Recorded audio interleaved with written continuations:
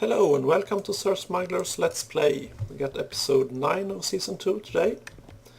And I've been doing some exploring since last we met. And since I've gone on and on about maps, maybe I should show you my maps. So this is the most zoomed out you can get, and it's everything gets really small. You cannot no longer make out the village at all. But I did make a boat and went sailing a bit and found out that I'm actually on an island. It's a rather large island, but still an island nonetheless. So on this map over here you can actually see the village as that brown speck there. And the green arrow is of course the map that's in the frame here, so that's my house basically. I think that's kind of neat. I like being on an island, even if it is large. Well, especially if it's large. So I'm very happy with this new home. It's turned out to be really awesome. Anyway, back to work. I have been working on my bees, of course, and trees, and I got my first new tree species. It hasn't grown yet, but I believe it was silver lime or something like that it was called, so it would be interesting to see what this turns out to be when it grows up. And yeah, there are a few more blocks that are possibly new mutations or just crossbreeds. We don't know. And also I've updated forestry to 2.0 and also a new version of BuildCraft. And I actually did have a few error messages about item conflicts, item ID conflicts, I believe, when I first loaded up the world after my updates, but I haven't seen any adverse effects yet, and that message only displayed the very first time I loaded the world after the update, so I think we'll be fine, but we'll see. Also I added this guy, the blue electric furnace. And if I can spell, here he is. Just clay blocks and iron, blue alloy ingot and more iron. So this is basically a furnace running on this electricity from red power. And since I had my bat box and solar panels here, I thought, why not? And all the red power machines can transfer power between them, so I don't need to run wiring from the bat box to this guy, because this one acts as the alloy furnace will transfer the power from the bat box to the electric furnace. Anyway, back to this power plant thingy. So I added yet another engine, and I'm gonna add in the last one right now.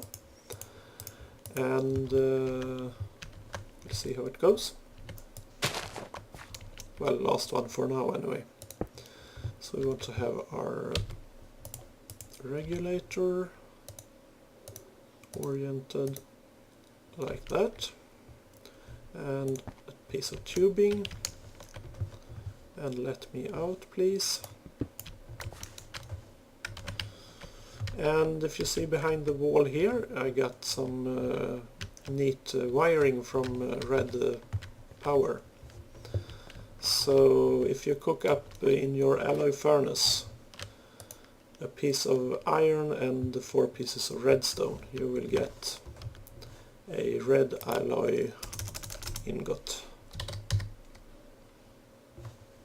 There it is. Apparently you can do it with copper as well. So Well, and then you can combine 3 of those into these red alloy wires.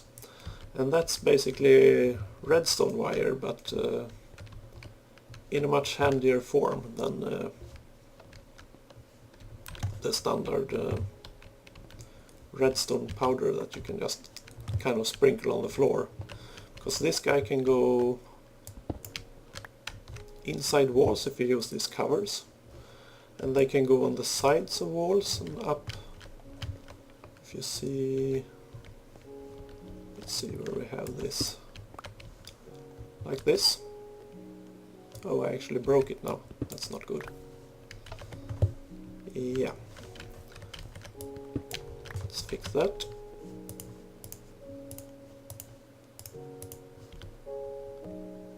Put that one back, and my wire goes right there. So that lever up there is connected by this wire and runs all along, so I can turn off all the engines with that lever. And thanks to these awesome covers, I can do it all behind the wall without making it look horrible.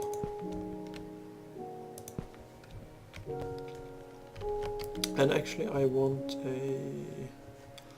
let's see, do I have my handsaw with me? Yes, I do.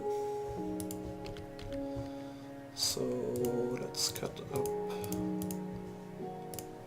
some slabs. And you can slide this in above the wire. Come on now. It's a little bit tricky sometimes to place these things, but there you go. And appears I put a cover on the floor there. That's not how I wanted it. That's better. So let's see. We need to set up this guy. Coal to coal. Of course, the actual engine goes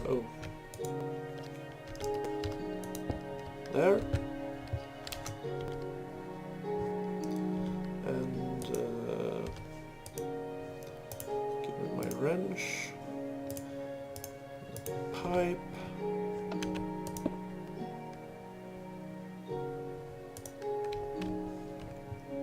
and what are we missing? Yes, water.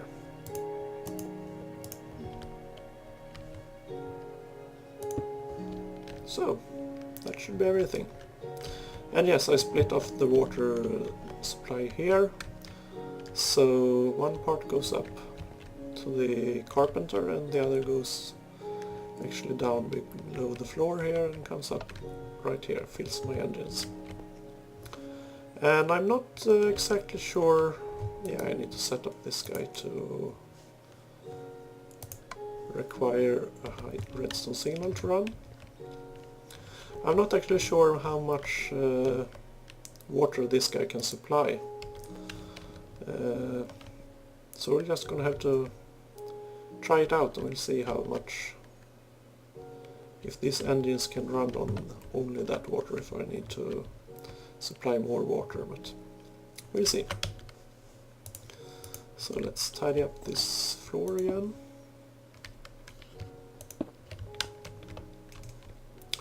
And we're done.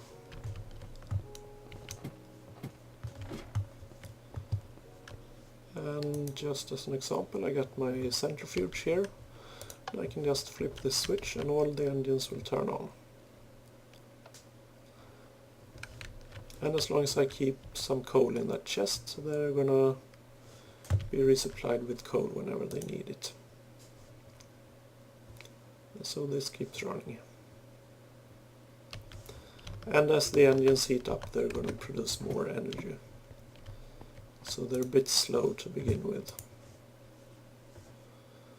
They go up to 2 MineCraft joules per tick, so it takes a while.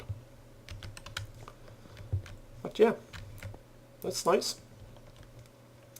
So next up, I think I want to make a squeezer and another carpenter.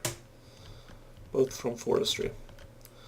The squeezer is gonna squeeze seeds and get seed oil, which is used in the carpenter for certain things, namely impregnated things for apiaries and stuff. And you all know I love bees, so that's what I'm going to work on next. So let me prepare a little bit and I'll be right back. And it looks like my silver lime has grown. So this is a silver lime.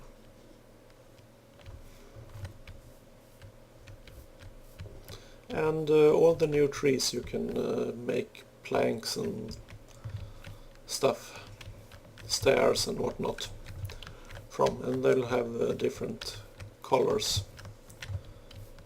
So really neat if you want to build fancy looking stuff. And also trees, well, not this particular tree, but there are some species that will provide fruits. There are, I believe, cherries and some different kinds of nuts. So will be interesting to see. Moving along. So let's get back to building. Okay, so let's get that squeezer and carpenter going. So we're gonna need a couple of sturdy casings, and that's eating through my bronze real fast. And glass, and I believe tin will give me the squeezer. And then some more bronze, carpenter. Let's go place them down in our factory room here. So I marked out how I want to do this. It's not terribly pretty. Oh, and I need some conductive piping, of course. Do I have that ready here? Yeah. So squeezer is going to go here, and then we're going to pump the seed oil out of that one right into carpenter, like so. And power comes down here and here. So let's see, do I have a lever here? Yeah. Oh, that's not good. Since I have my red alloy wire behind the wall here, that lever is going to activate that, so can't have that. Let's see, can I put something underneath here perhaps? Should be good. A redstone torch right there, because I don't need to be able to turn that engine off. That one can just go always. So, piece of redstone. Get me a torch. Ouch.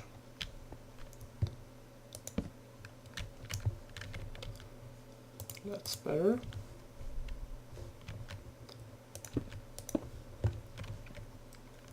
So let me go get some seeds and we'll try this out. So I got some seeds and yeah, I need to turn on the power, of course. So power, and I'm not sure if flax seed is going to work, so I want to try that actually. See if this might work. Doesn't look like it. Yeah. So no, you can't squeeze the flax seeds. Oh well. Let's just get this going. And we get seed oil in here. Excellent. So now I could make like sturdy casing. That's going to be needed for apiaries, among other things. So it's quite a lot of wood, and we are currently probably missing some seed oil. But we're working on it. And as you can see, forestry machines, well, at least most of them, the carpenter for instance, does not draw power unless they have actually some work to do. So that's great.